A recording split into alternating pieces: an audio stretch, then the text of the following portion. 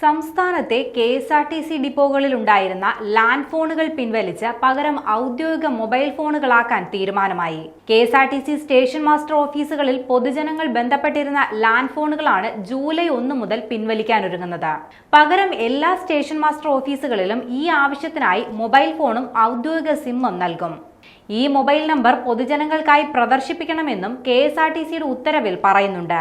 അന്വേഷണങ്ങൾക്കും സംശയങ്ങൾക്കും പൊതുജനങ്ങൾ പുതിയ മൊബൈൽ നമ്പറിൽ വിളിക്കണം. പൊതുജനങ്ങളുടെ അന്വേഷണങ്ങൾക്ക് സ്റ്റേഷൻ മാസ്റ്റർ മറുപടി നൽകണമെന്നും അധികൃതർ കർശന നിർദ്ദേശം നൽകിയിട്ടുണ്ട്. എൻക്വയറി കൗണ്ടറിലേക്ക് വിളിച്ചാൽ പലപ്പോഴും ഫോൺ എടുക്കുന്നില്ലെന്ന പരാതി ഉയർന്ന സാഹചര്യത്തിലാണ് മൊബൈൽ ഫോൺ അനുവദിക്കുന്നത്.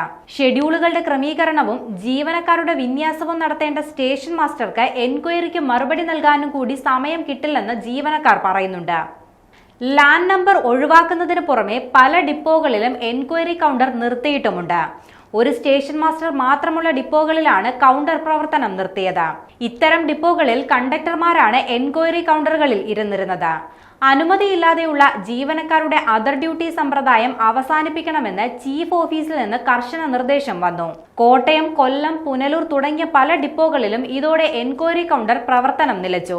ഇതിൽ ജീവനക്കാർക്കും യാത്രക്കാർക്കും പ്രതിഷേധമുണ്ട്. അതർ ഡ്യൂട്ടി ഒഴിവാക്കുകയാണെങ്കിൽ പകരം സംവിധാനം ഒരുക്കണമെന്നും ജീവനക്കാർ പറയുന്നുണ്ട്. ഡിപ്പോകളിലെത്തുന്ന യാത്രക്കാർക്ക് ബസ്സുകളുടെ വിവരം അറിയാനാണ് എൻക്വയറി കൗണ്ടറുകൾ. അത് KSRTCയുടെ മുഖമാണ്. അത് നിർത്തുന്നതിനോട് യോജിപ്പില്ലെന്നും എൻക്വയറി കൗണ്ടറുകൾ പുനഃസ്ഥാപിക്കണമെന്നുമാണ് ആവശ്യം ഉയരുന്നത്.